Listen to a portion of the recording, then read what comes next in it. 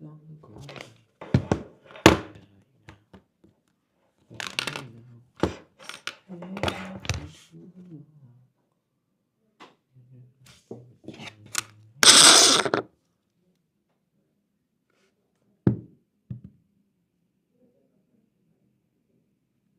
Oh shit, no, still the spare.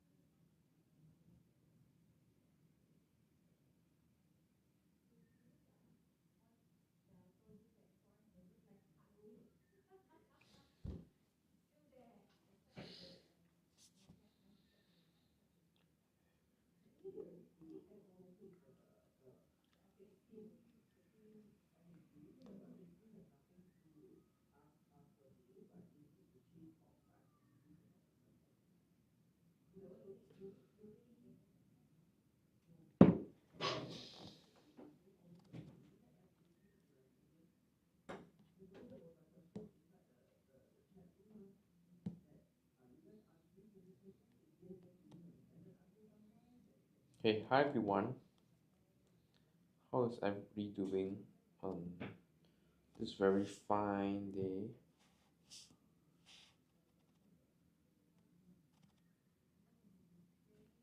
Everybody doing good? Everybody doing well?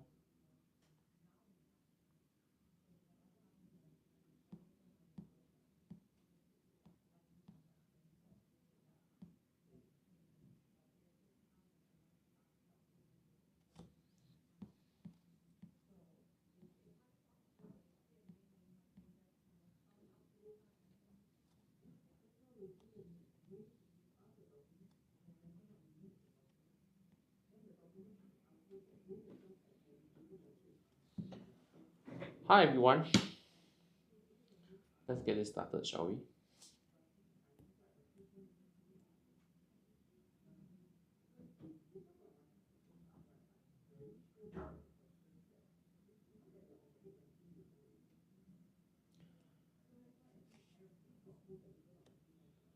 Most of us reckon he's still out there somewhere but lost his power.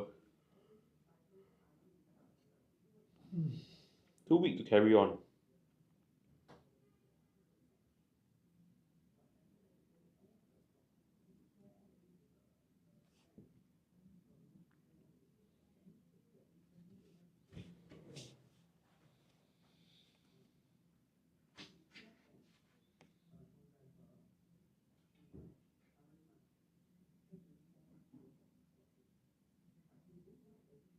Cause something about you finished him, Harry.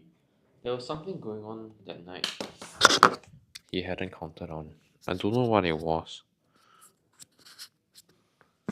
No one does. But something about you stumped him, alright?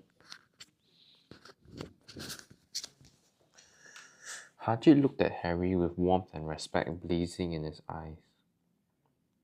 But Harry, instead of feeling pleased and proud, felt quite sure that had been a horrible mistake. A wizard?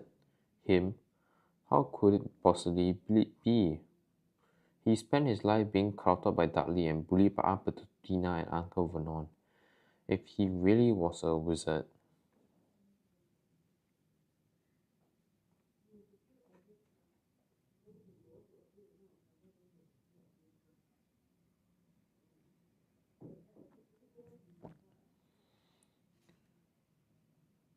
if he really was a wizard,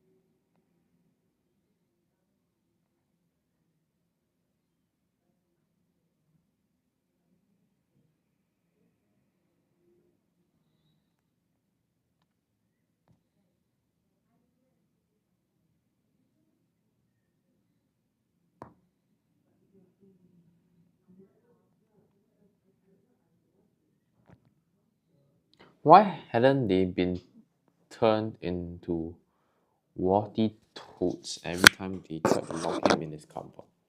If he once defeated the greatest sorcerer in the world, how come Dudley had always been able to kick him around like a football? Hajit said quietly. Oh God.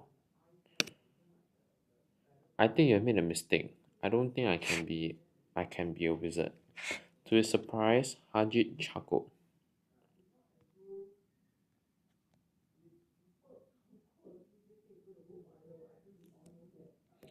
No, wizard, eh? Never made things happen when you were scared or angry. Harry looked into the fire. Now he came to think of it.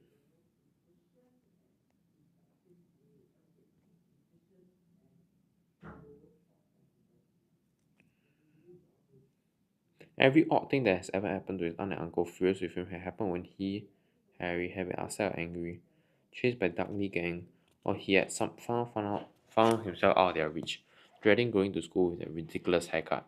He managed to make it grow back, and the very last time Dudley had him, hadn't he got his revenge and realizing it, he set a bold construction on him. Harry looked back at Hajit.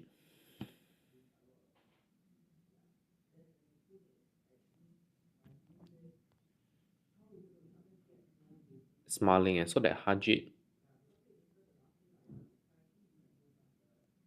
was positively beaming at him. See, said Hajit, Harry Potter, not a wizard.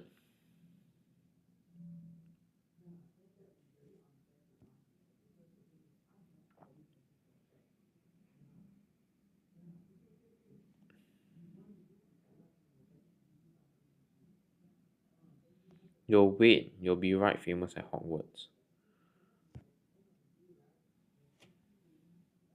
But Uncle Vernon wasn't going to give in without a fight. Haven't I told you he's not going? He is. He's going to Stonewall High and be grateful for it. I read those letters and he needs also rubbish spell books and wands. If he wants there to go, a great mugger like you won't stop him.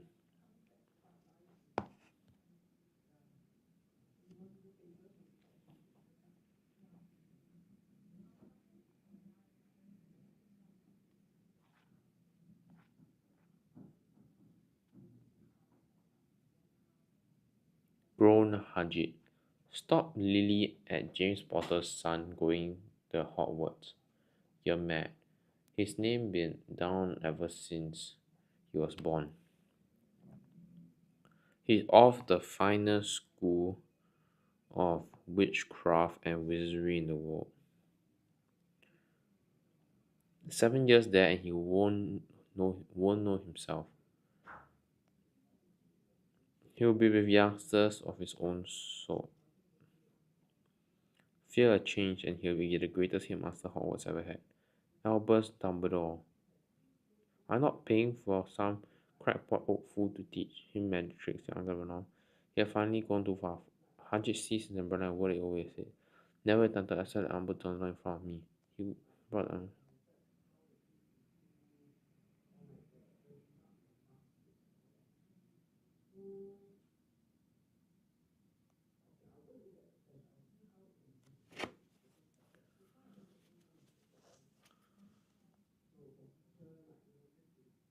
but it didn't work anyway. He cast a sideways look at Harry under his bushy eyebrows.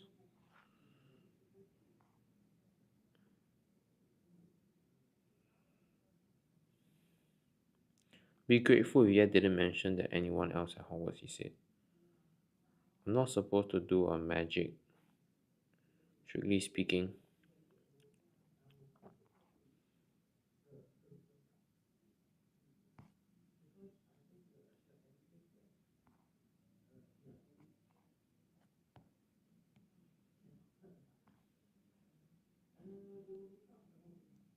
I was allowed to do a bit follow year and get your letters. One of the reasons I was so keen to take on the job. Why aren't you supposed to do magic? Asked Harry. Oh well, I was at Hogwarts myself, but I got expelled. To tell ya the truth, in me third year, they snapped me 1.5 and everything. But Dumbledore let me stay as a great gamekeeper. Great man, Dumbledore.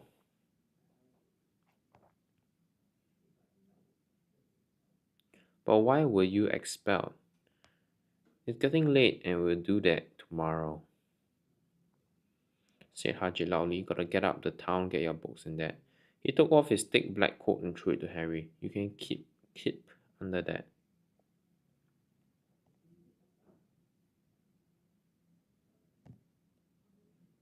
He said, don't mind if it wriggles a bit, but I think I got a couple of domicile in one of the pockets. Chapter 5. The Gong Alley. Harry woke up the next morning. Although he could tell it was daylight, he kept his eyes shut tight. It was a dream, he told himself firmly. I dreamt a giant called Hajit came to tell me I was going to school for wizards. When I opened my eyes, I was home and in my cupboard. There was suddenly a loud tapping noise. He sat up and Hajit's heavy coat fell off him. The hut was full of sunlight. The storm was over. Hajit himself was asleep on the collapsed sofa and there was an owl wrapping his claw on the window.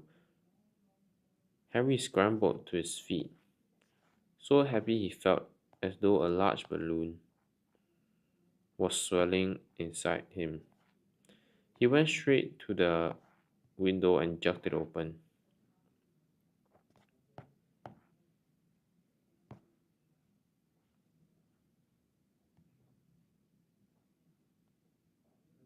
The owl swooped in and dropped the newspaper on top of Hajit.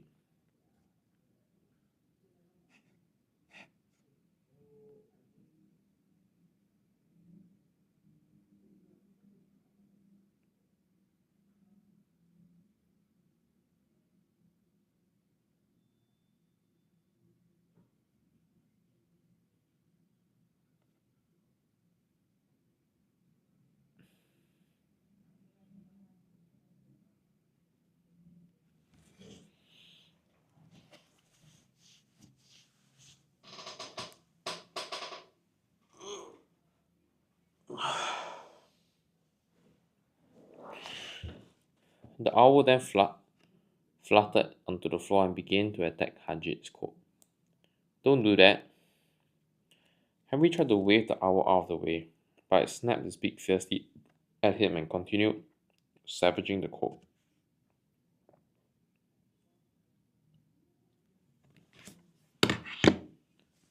Hajit, said Harry loudly. There's an owl. Pay him, Hajit grunted into the sofa. What? He wants paying for delivering the paper. Look into the pockets. Hajit Give him 5 nuts, said Harry stiffly. Nuts, little bronze ones. Harry counted 5 little gold and held his leg, so Harry took the money and small knife was tied to it. Then he flew out to the open window. Harjit yawned loudly, sat up and stretched. Best be off, Harry. Lots to do today. Gotta get up the London and buy all your stuff for school. Harry was turning over the wizard coins and looking at them. He had just thought of something that made him feel as though happy balloons had. I haven't got any money. Uncle Vernon last night. He won't pay for me to go and learn magic. Don't worry about that, said Harjit, standing up and scratching his head. Do you think your parents didn't leave you anything? But their house was destroyed. They didn't keep their gold in the house, boy. Nah, first stop for us is Greenot's Wizard's Bank. Have a sausage. They're not bad cold, and I wouldn't say they're old birthday cake neither. Wizards have banks, just the one, Greenot's, run by goblins. Harry dropped the bit of sausage he was holding. Goblins? Yeah, so they're mad trying to rob it. I tell you that. Never mess with goblins, Harry. Gringotts is the safest place in the world for anything you want to keep safe. Except maybe Hogwarts. As a matter of fact, I gotta visit Gringotts anyway. For Dumbledore. Hogwarts business. Archie drew himself up proudly. He usually gets to do important stuff for him. Fetching, you getting things from Gringotts knows he can trust me, see? Got everything, come on then. Harry followed Haji onto the rock. The sky was quite clear and the sea gleamed in the sunlight. The boat Uncle Vernon had hired was still there, with a lot of water in the bottom after the storm. How did you get there here? Harry asked, looking around for another boat. Flew, said Harjit. Flew.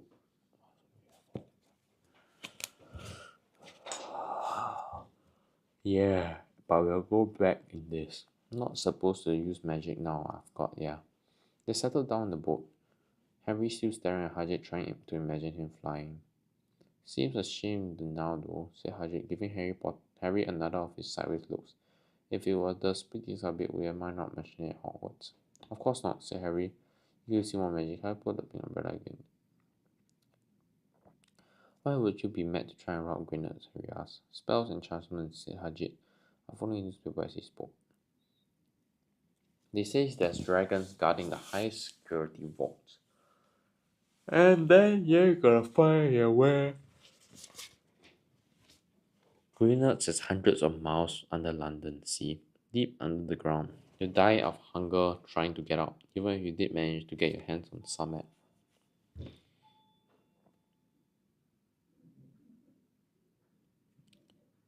Harry sat and thought about this while Harjit read his newspaper, the Daily Prophet.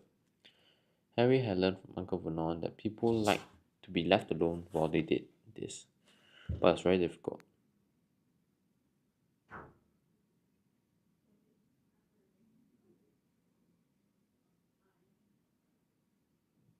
He had never had so many questions in his life.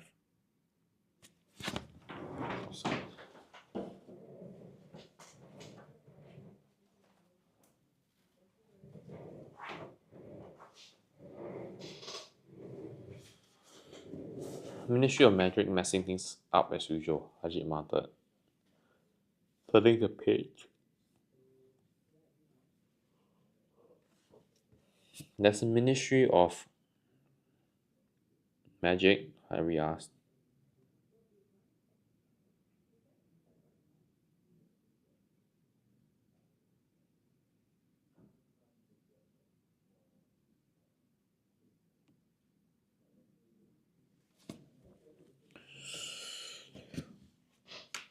Course, said Harjit. They wanted Dumbledore for minister, of course, but he never leave Hogwarts. So old Cornelius Fudge got the job. Bungler if ever there was one. So he pets Dumbledore with owls every morning, asking for advice. But what does the Ministry of Magic do? Well, the main job is to keep from the muggers that there's still witches up and down the county. Why? Why, Bimley? Why? Bimley, Harry Potter, everyone be wanting magic solutions to their problems. Now we're best left alone. At this moment, the boat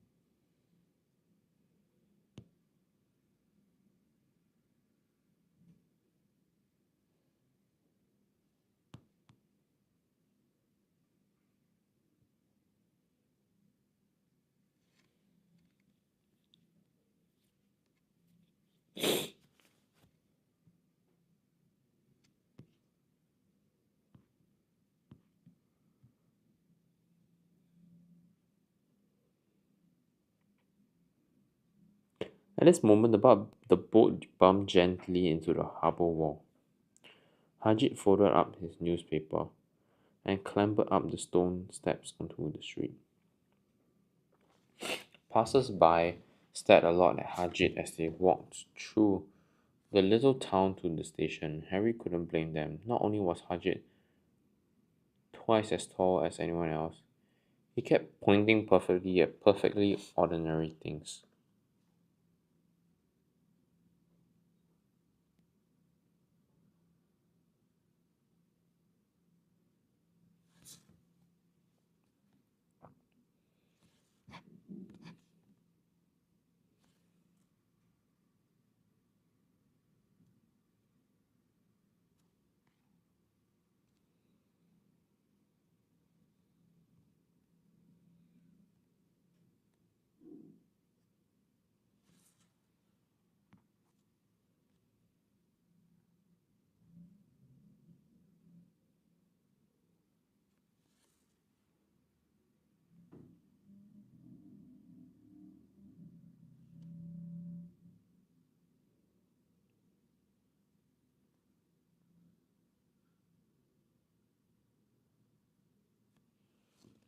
See that, Harry?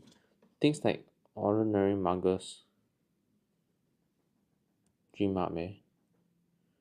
Hajit, said Harry, panting a bit as he ran to keep up.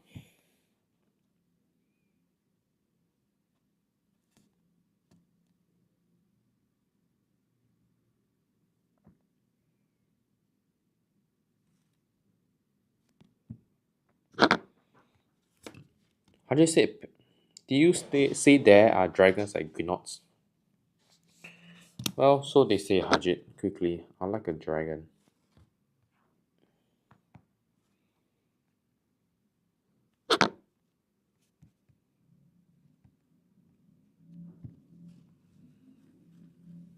Well, so they say, said Hajit. Crinkly, I like a dragon. You like one? Wanted one ever since I was a kid. Here we go.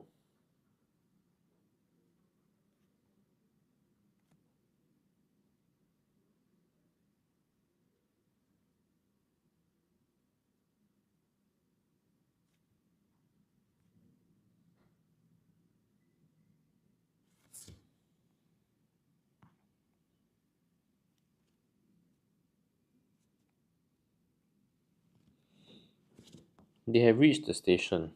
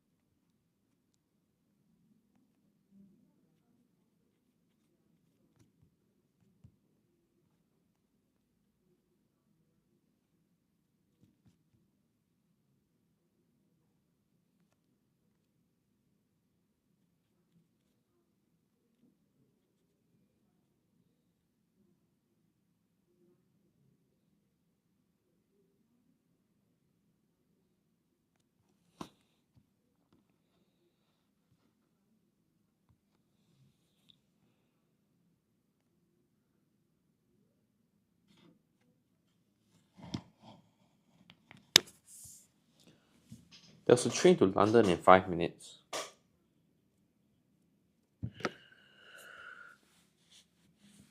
In 5 minutes' time. Hajit, who didn't understand, Margot money as he called it, gave the bills to Harry so he could buy their tickets. People stared more than ever on the train. Hajit took up 2 seats and sat knitting at what looked like a carny yellow circus tent. Still got the letter, Harry? He asked.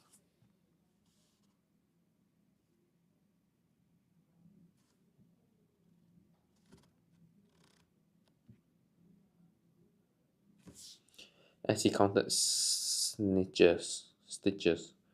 Harry took out the parchment envelope out of his pocket.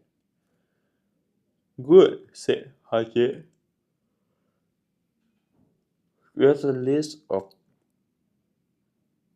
There's a list there of everything you need.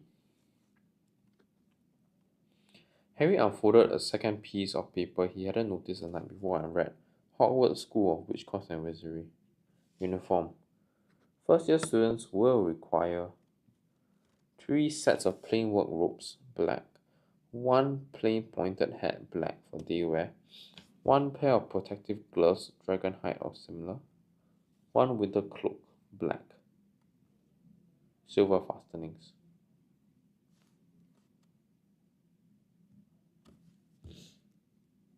Please note that all pupils' clothes should carry name tags. Course books.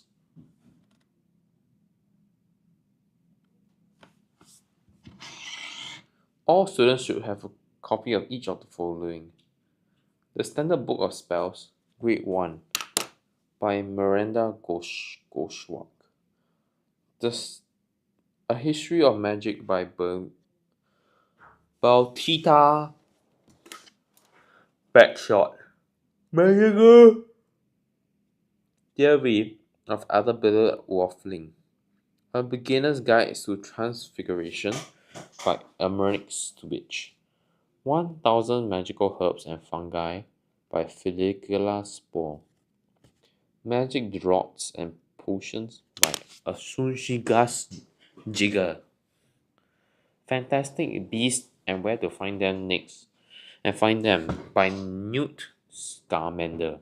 The Dark Forces, a Guide to Self-Protection by Quentin Trimble.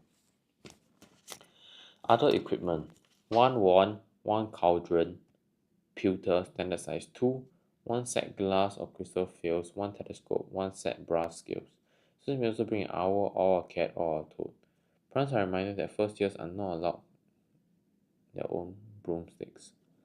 Can we buy this all in London? Harry wondered. Yeah, if nowhere, said Hajit. Harry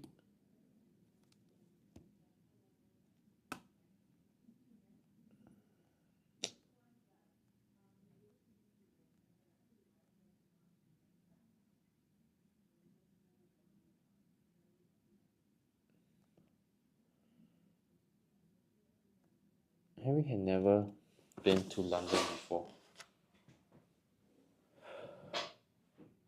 Although Hajit seemed to know where he was going, he was obviously not used to getting there in an ordinary way.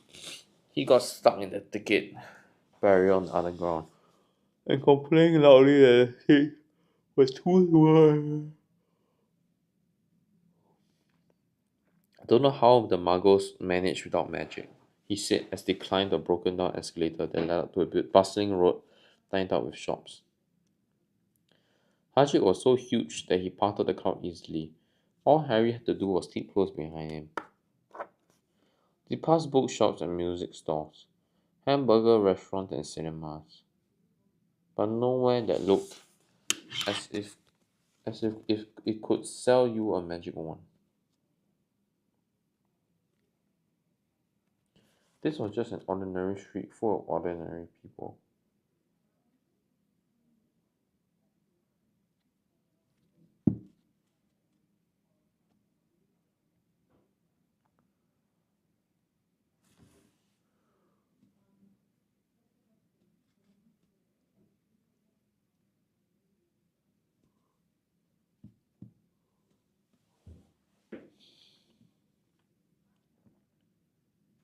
They passed bookstores,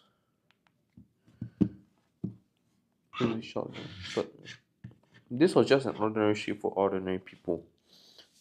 Could there really be piles of wizard gold buried miles beneath them? Were there really shops that sold spell books and broomsticks?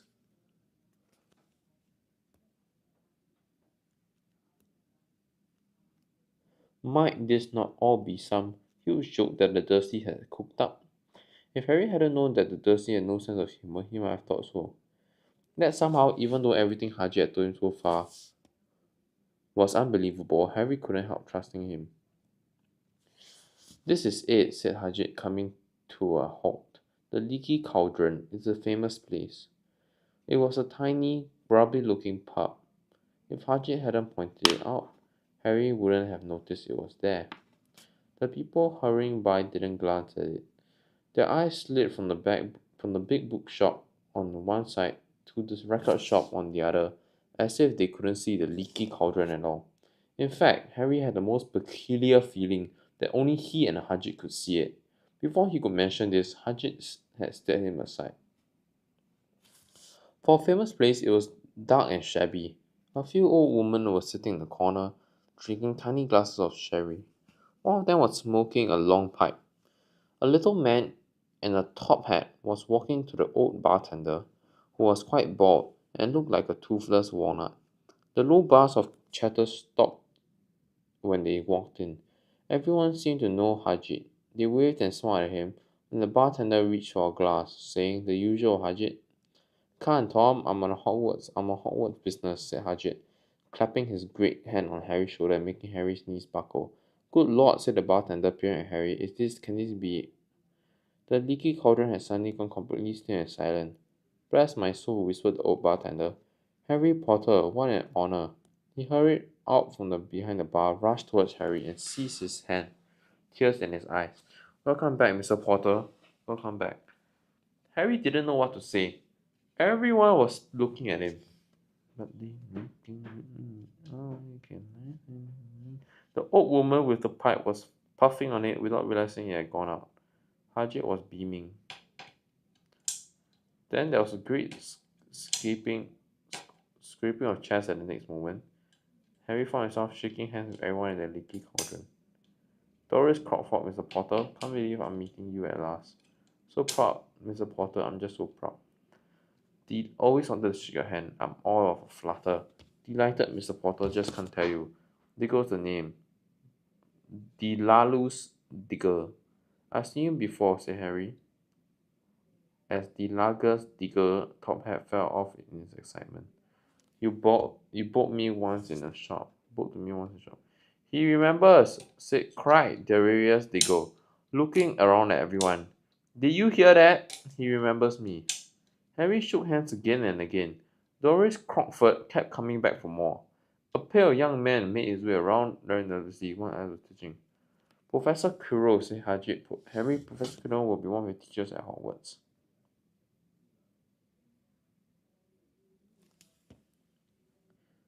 Defense against the dark arts, muttered Professor Quirrell, as he thought he'd rather not think about it.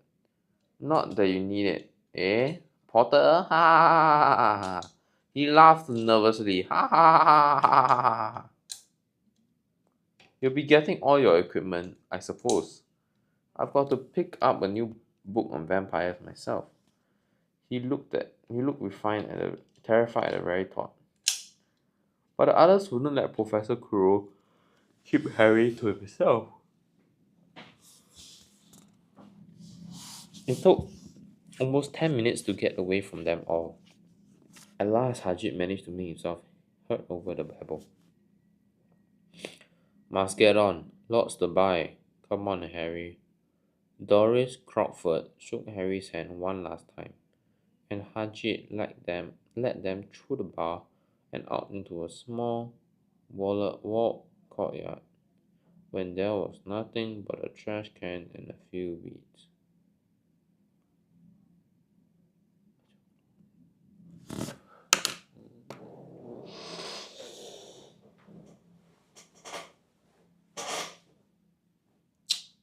Ay.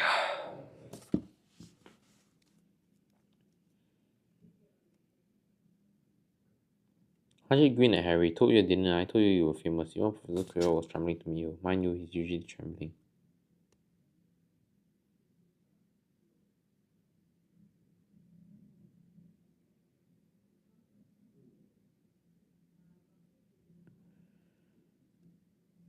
Vampires, hacks.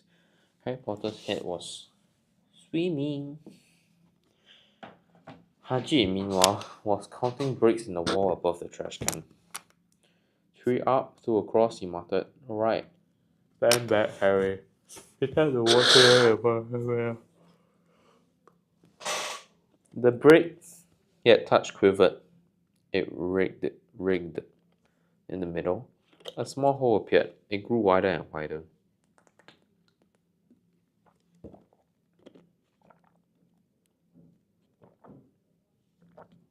A second later, they were facing an archway, large enough even for Hajit, an archway onto a cobbled street, and that twisted and tuned outside.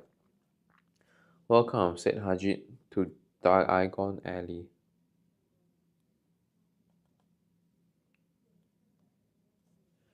He grinned at Harry's amazement. They swept through the archway. Harry looked quickly over his shoulder and saw the archway shrink instantly back into solid wall. The sun shone brightly on the sack of cauldrons outside the nearest shop.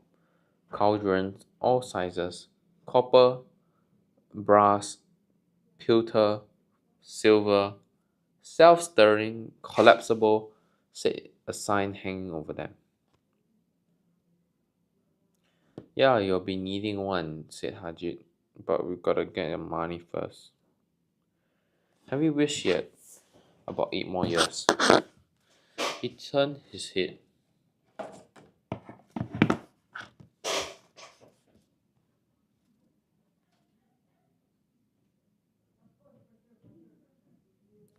Eight more eyes. He turned his head in every direction as they walked up the street.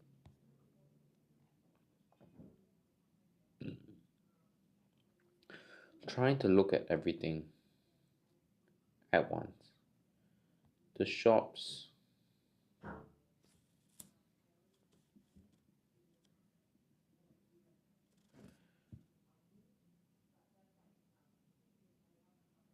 the things outside them, the people doing the shopping. A brown woman outside the Apokti was shaking her head as they passed, saying, Dragon liver, 16 sickles an ounce, something like that. A low, soft hooting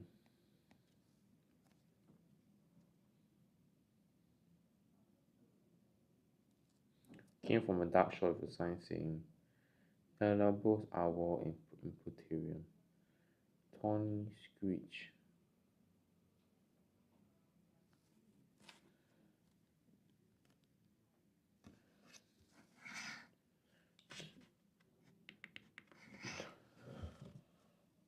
Brown and snowy. Several boys of about Harry's age had their noses pressed against the windows with broomsticks on it. Look, Harry.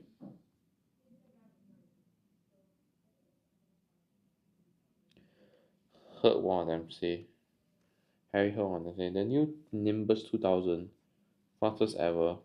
There were shops selling ropes, shops selling telescopes, and strange silver instruments Harry had never seen before. Windows stacked with barrels.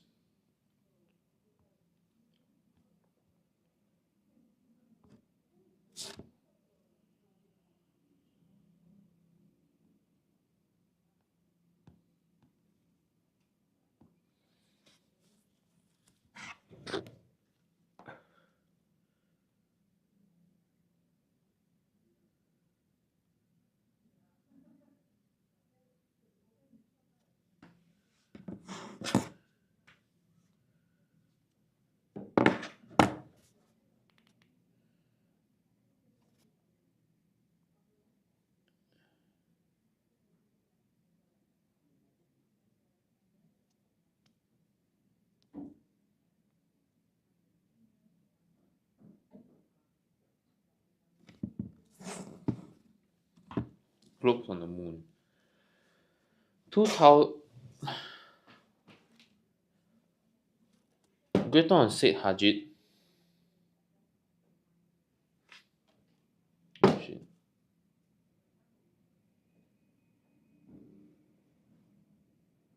They had reached a snowy white building that towered over the other little shops.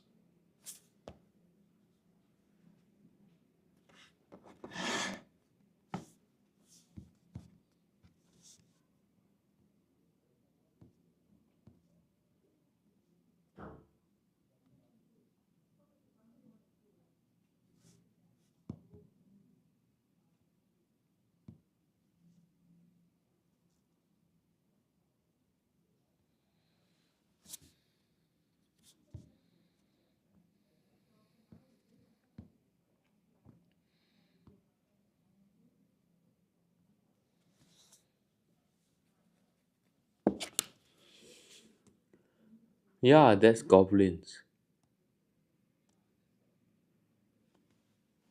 They had reached a snowy white building that towered over the other little shops. Standing beside its burnished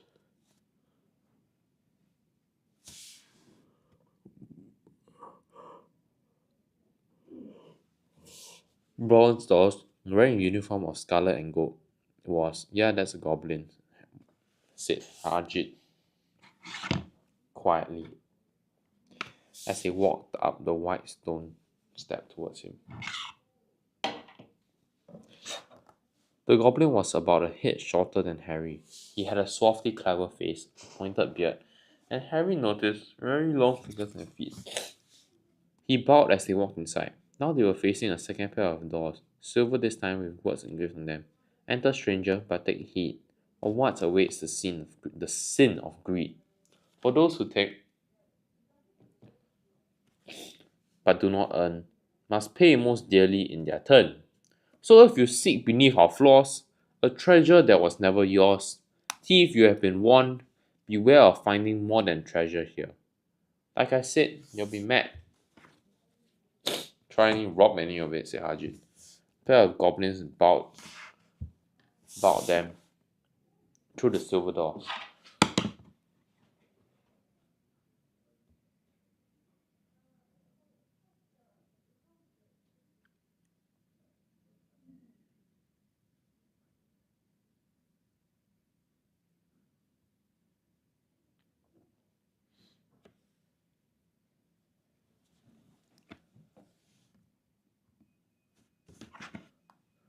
Through the silver doors, and they were in a vast marble hall.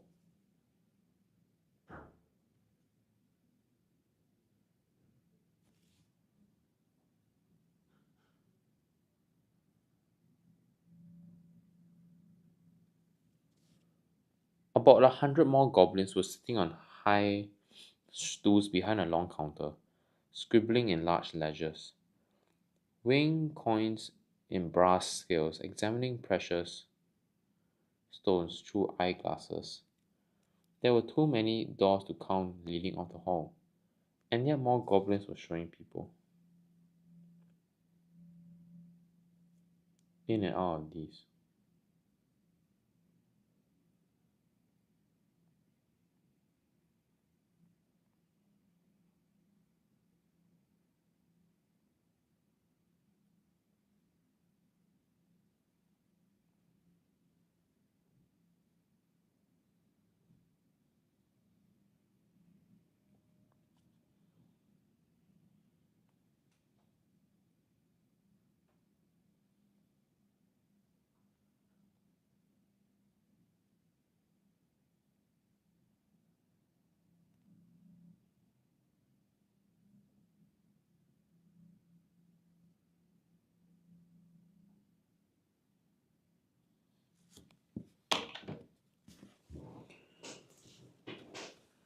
Morning,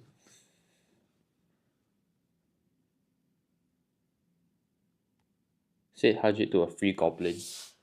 We've come to take them some money out of Mr. Harry Potter's safe. You have his keys, sir. Got it here somewhere, said Hajit. The goblin wrinkled his nose.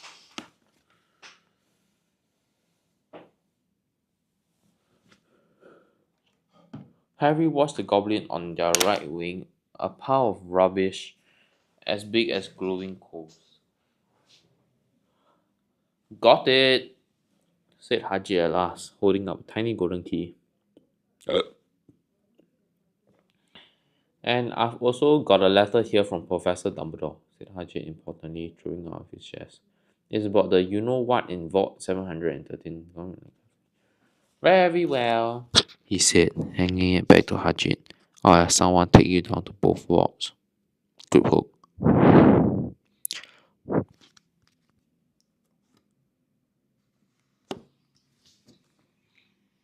Grip hook was yet another goblin. Once Hajit had crammed all the dog biscuits back inside his pockets.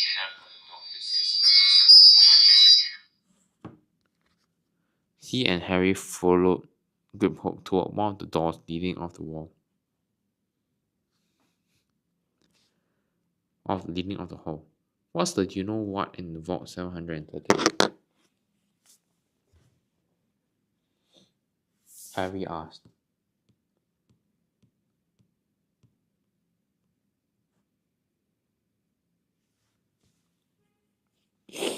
Can't tell you that, said Hajit mysteriously. Very secret. Hogwarts business, Dumbledore trusted me. More in my job's worth to tell you that. Gryffindor had the door open for them. Harry, who had expected more marble, was surprised.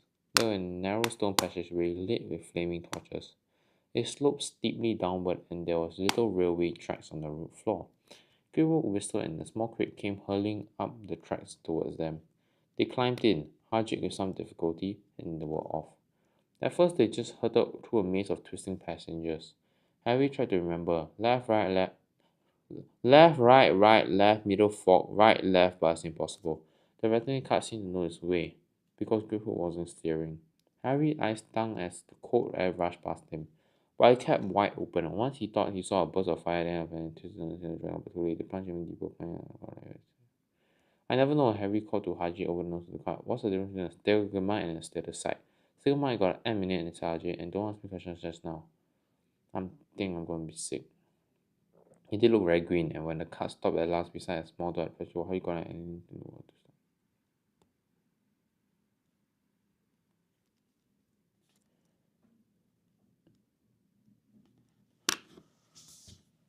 Okay, we'll be taking a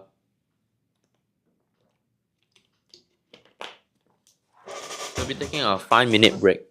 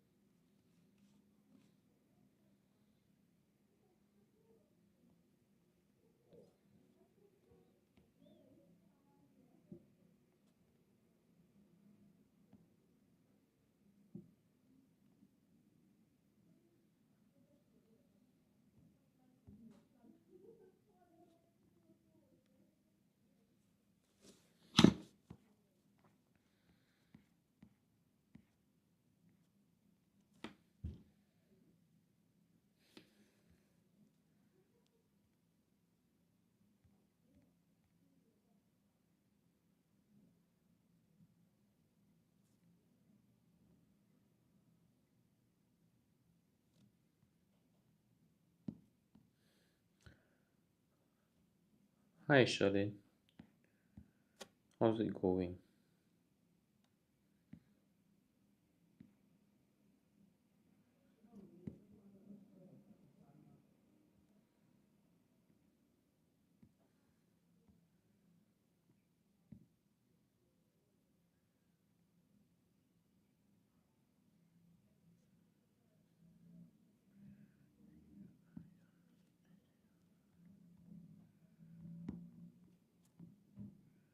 Hi,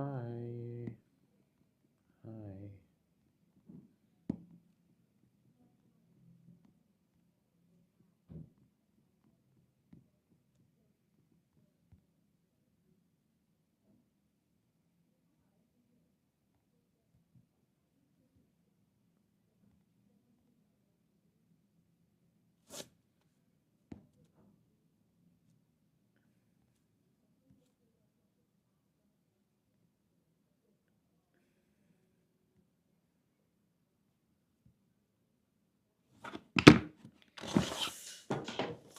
Grab hooked, unlocked the door. A lot of green smoke came blowing out.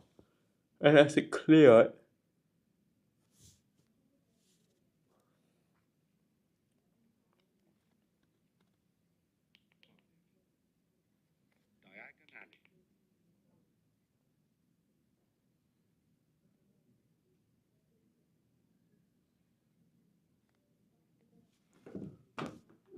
came blowing out, and as it cleared, Harry gasped. Inside were mounds of gold coins, columns of silver, heaps of bronze nuts.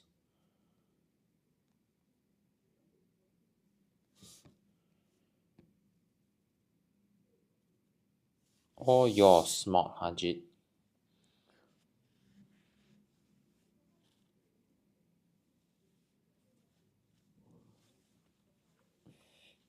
All Harry's. It was incredible.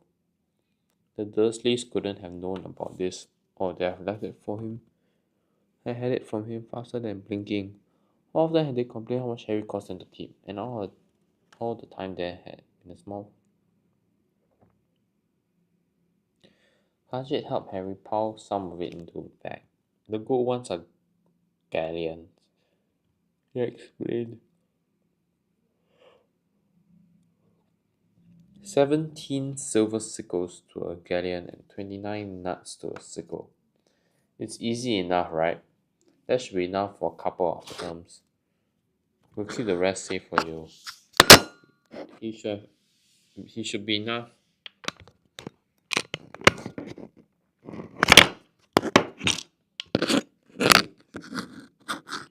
We'll keep the rest for safe, yeah? He turned to Griphook. Vault 713 now. Please, and can we go more slowly? One speed only, said Griphook. They're going even deeper now, and gathering speed. The air became colder and colder.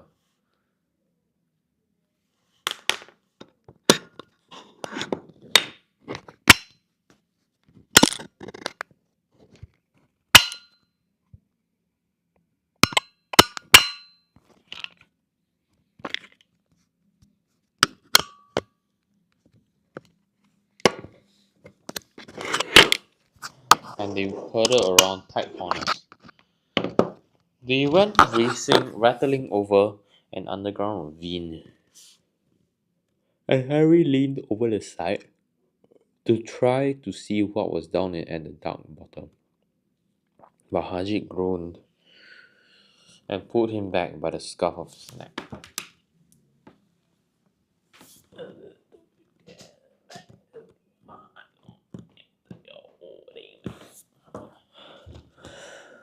Vault 713 had no keyhole.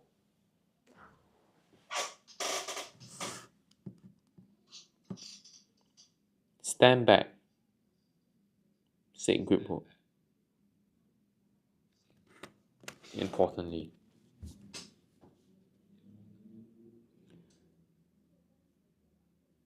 He shook the door gently with one of his long fingers,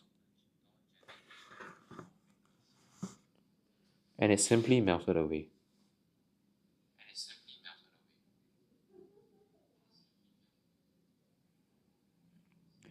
If anyone but a Griphook, importantly, he shook the door gently with one of his long fingers, and it simply melted away.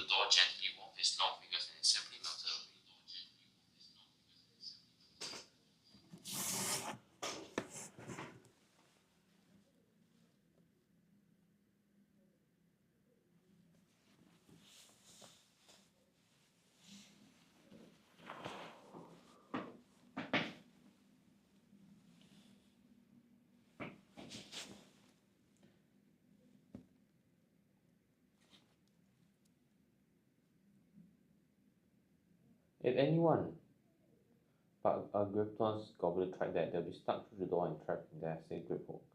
How often did you check anything else inside? Harry asked. About once every 10 years, said Griphook with a rather nasty grin. Something really extraordinary had to be inside this top security vault. Harry was sure, and he leaned forward eagerly, expecting to see fabulous jewels at the very least. But first he thought it was empty. Then he noticed a grubby little package wrapped in brown paper lying on the floor. Hajit picked it up and tucked it deep into his coat.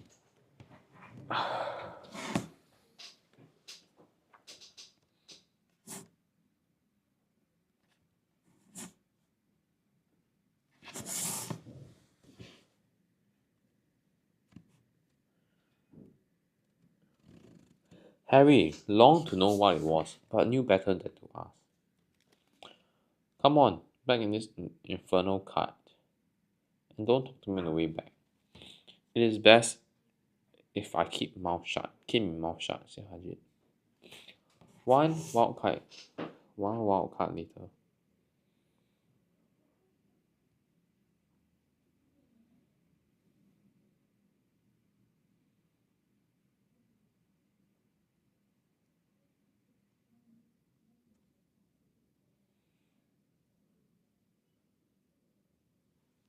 One wild car right later, they stood blinking in the sunlight outside Gricon's. Harry didn't know where to run first, now that he had a bag full of money. He didn't know how many galleons they were profound of. Know that he was hiding more money than he ever had on that morning. Might as well get a uniform.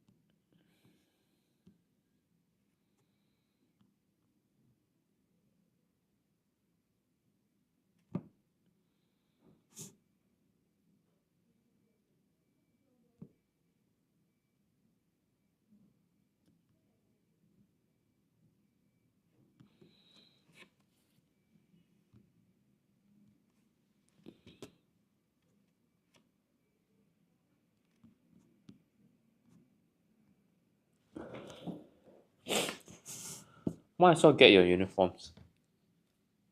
Ajit, nodding towards Madame Malkin robes for all occasions. Listen, Harry, would you mind if I slipped off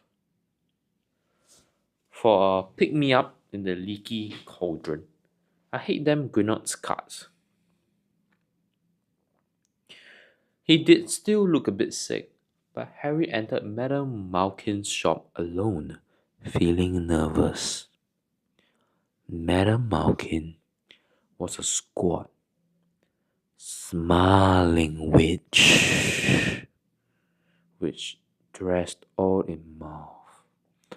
Hogwarts, dear, she said when Harry started to speak. Got the lock here. Another young man being fitted up just now, in fact. In the back of the shop, a boy with a pale, pointed face was standing on a footstool while a second witch pinned up his long back robes. Madame Malkin stood Harry on the stool next to him.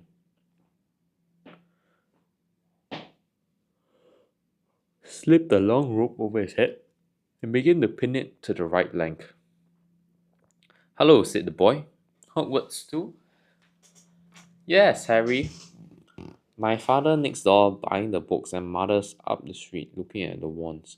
She said to the boy. Said the boy. He had a bored, drawling voice. Then I'm going to drag them off to look at the racing brooms. I didn't see why first years can't have their own. I think I'd rather bully father into getting me one, and I'll smuggle it in somehow. Harry was strongly reminded of Dudley. Have you got your own broom? The boy went on. No, said Harry. Play Quidditch at all? No, Harry said again, wondering what on earth Quidditch could be. I do. Father says it's a crime if I'm not picked to play for my house, and I must say, I agree. Know what house you're being yet? No, said Harry, feeling more stupid by the minute. Well, no one really knows until they get here. That there, do they?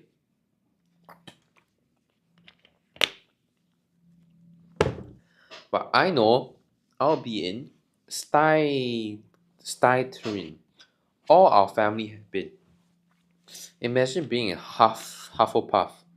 I think I'll leave, wouldn't you? Said Harry, wishing he could say something a bit more interesting.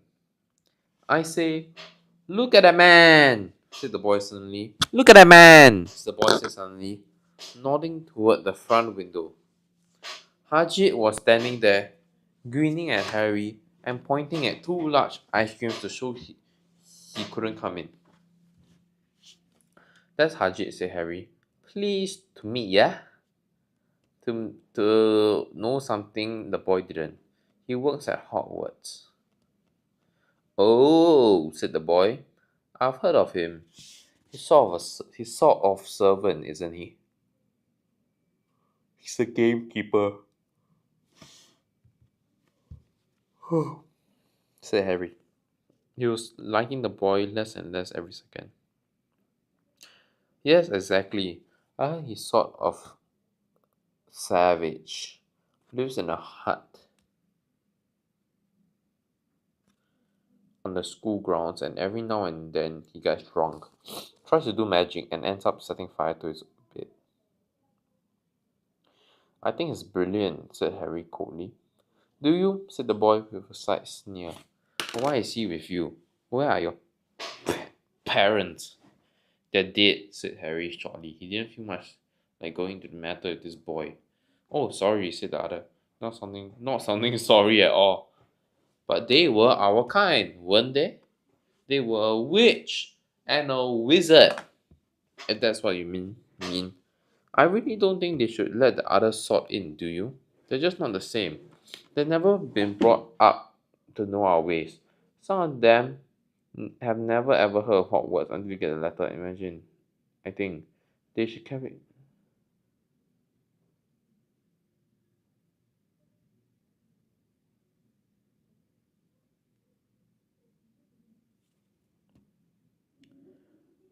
Harry was rather quiet as he ate the ice cream Hajit had brought him. Chocolate and raspberry with chopped nuts. What's up? Said Hajit.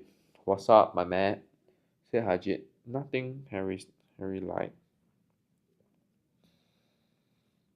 They stopped to buy parchment and quills. Harry cheered up with a bit when he found a bottle of ink that changed color as he wrote. As he wrote. When they had left the shop, he said, Hajit, what's quintish?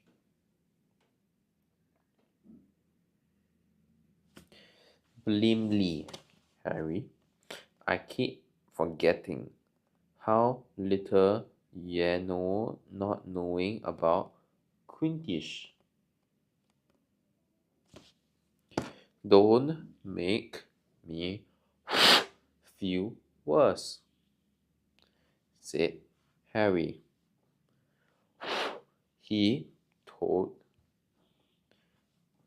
Hajit about the pale boy in Madame Markin's, and he said people from Muggle families shouldn't even be allowed in. You're not from a Muggle family. If you know who you were, he's grown up knowing you came from parents that were wizarding folk. You saw everyone in Leaky Cauldron was like when they saw you. Anyways, what does he know about it? Some of the best I ever saw were the only ones who went magic in there.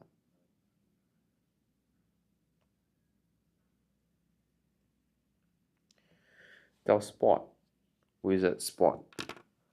It's like soccer in the Muggle world. Everyone follows Quidditch.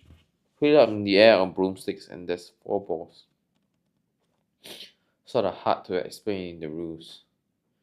And what are Silent and Hufflepuff? Schoolhouses, there's four. Everybody says Hufflepuffs are a lot of duffers, but I bet I'm in Hufflepuff, said Harry gloomily. Better Hufflepuff than Silent. And Harry.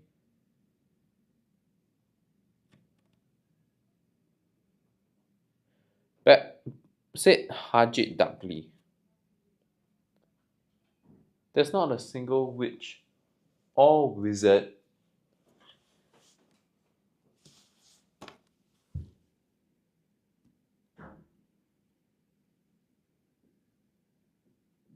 who went bad who wasn't in styrene. You know who was one? You know who was one? Sorry, you know who was at Hogwarts? Years ago.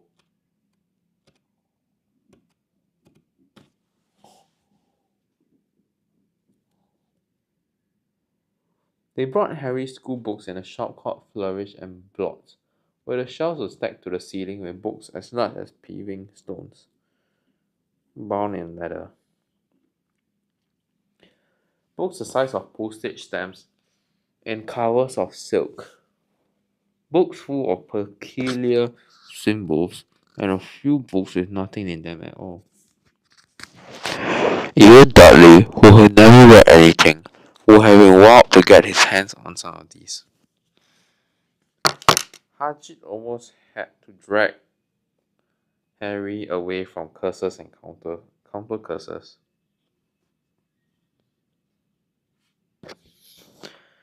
Bewitch your friends and family, and befuddle your enemies with the latest revengers. Hair loss, jerry legs, tongue tying, and much, much more. By Professor Victicus and Vidarian. I was trying to find out how to curse Dudley. I'm not saying that that's not a good idea, but you're not use magic in the Muggle world except in very special circumstances.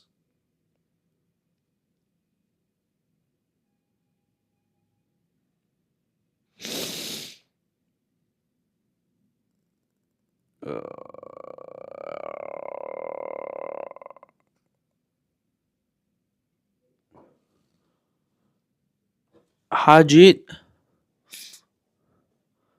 by Professor Victicus Vidarian. I was trying to find out how to curse Dudley. I'm not saying that that's not a good idea. I read that already. But not a good use magic in the Muggle world except in rest. Yeah. Could work out any of the curses yet. You need a lot more study before you get that level. Hello.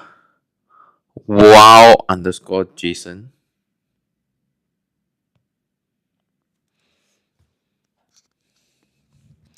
Off day very shokes, yeah.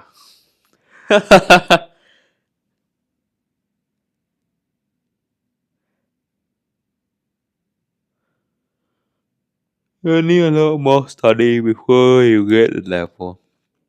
Hajit wouldn't let Harry buy a solid gold cauldron. Either it'll say Peter on the list, but they got a nice set of scales for weighing potion ingredients and a collapsible brass telescope. Then they visited the apothecary, which was fascinating enough to make up for its horrible smell. A mixture of bad eggs and rotted cabbages. Barrels of slimy stuff stood on the floor. Jars of herbs, dried roots, bright powders lined the walls. Bundles of feathers, strings of fangs, and snot from the ceiling. While Haji asked the man behind the counter for a supply of some basic potion ingredients for Harry.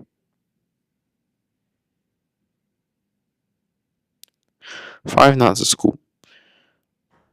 Outside the apothecary, Haji checked Harry's list again.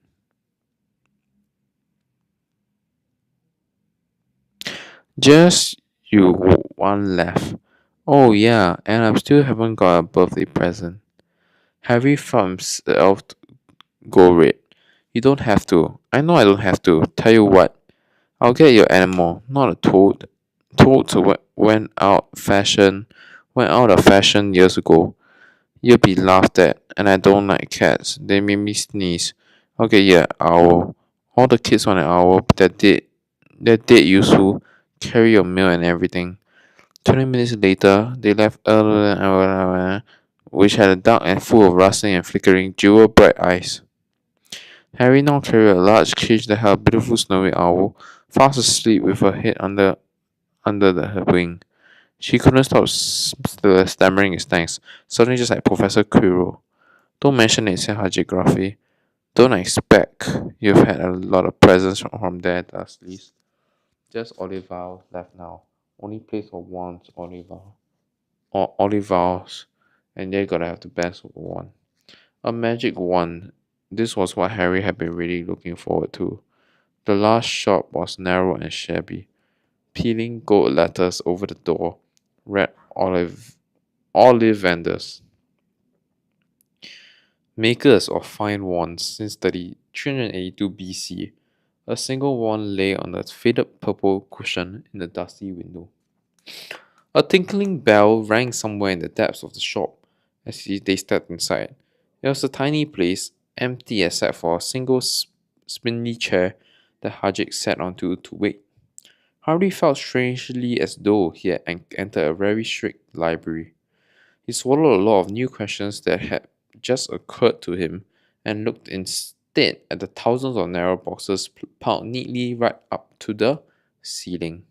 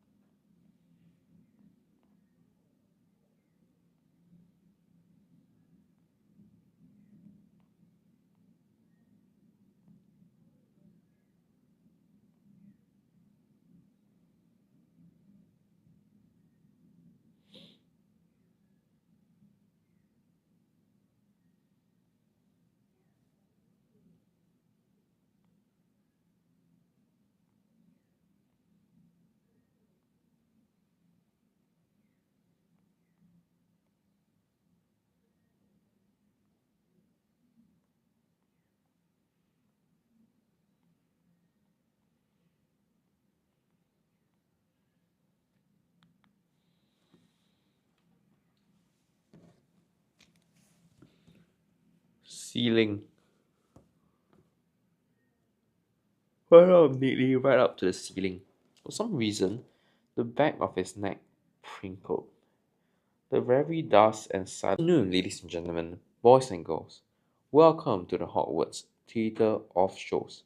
This land of mystery and wizardry is crafted from ancient generations leading across to 250 BC.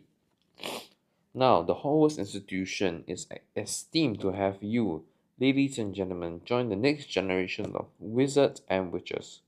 We have, we are utmost grateful to your parents for supporting us on this journey, said a soft voice. Harry jumped. Haji must have jumped too, because there was a loud crunching noise and he got quickly off the spindly chair. An old man was standing before them, his wide pale eyes shining like moons through the gloom of the shop. Hello, said Harry awkwardly. Ah, yes, said the man. Yes, yes. I thought I'll be seeing you soon, Harry Potter. It wasn't a question. You have your mother's eyes. It seemed only yesterday she was in here. Her, it, was- she, It seemed only yesterday she was in here herself, buying her first wand.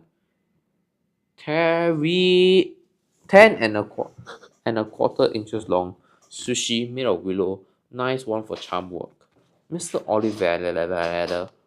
Ollivander moved closer to Harry. Harry wished he would blink.